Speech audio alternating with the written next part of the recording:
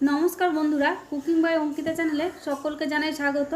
आज के आमी चले एसेछि एकटा रेसिपि निये। रेसिपिटा होच्छे डिम दिए काँचा कलार बड़ा। आज के बानिয়েছিলাম।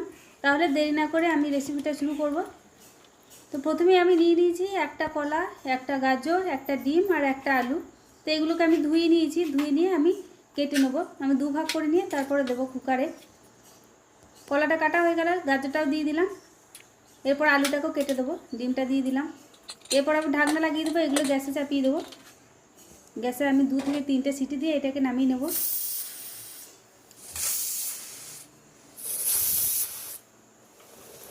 তো 3টে সিটি পড়ে গিয়েছে, এগুলো সেদ্ধ হয়ে যাবে, এগুলো আমি নামিয়ে নিলাম।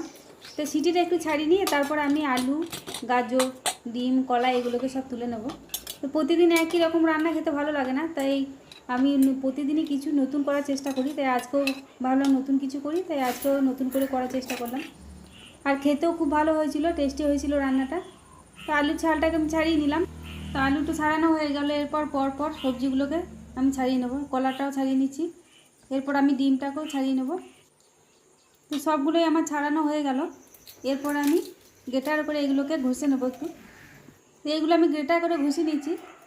এইগুলো হাতে করে মাখাতে গেলে একটু দানা দানা দাঁড়িয়ে যাবে, তাই গ্রেটার করে ঘষলে খুব সুন্দর এটা হবে।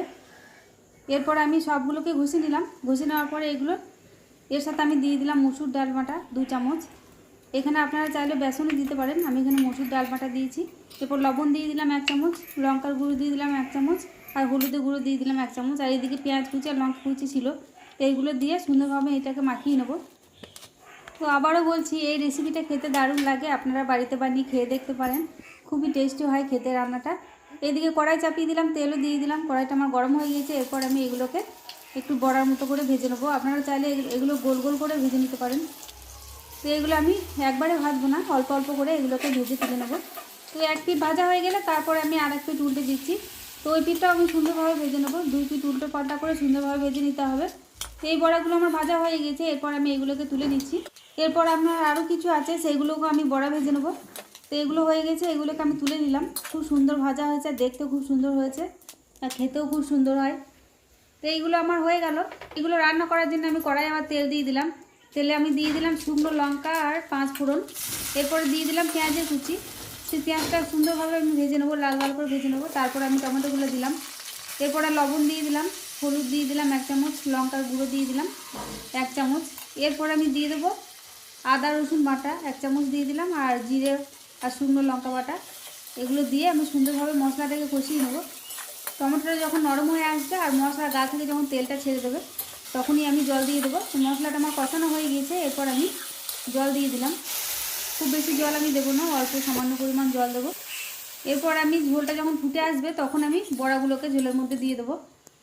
তো ঝোলটা ফুটতে শুরু করেছে, এরপর আমি বড়াগুলোকে একে একে সব ছেড়ে দিলাম। আর এই বড়াগুলো দেওয়ার পর আমি কিছুক্ষণ ফুটিয়ে নেবো। ঝোলটা যখন টেনে নেবে এবং গামাকা হয়ে আসবে রান্নাটা, তখন আমি রান্নাটাকে নামাবো।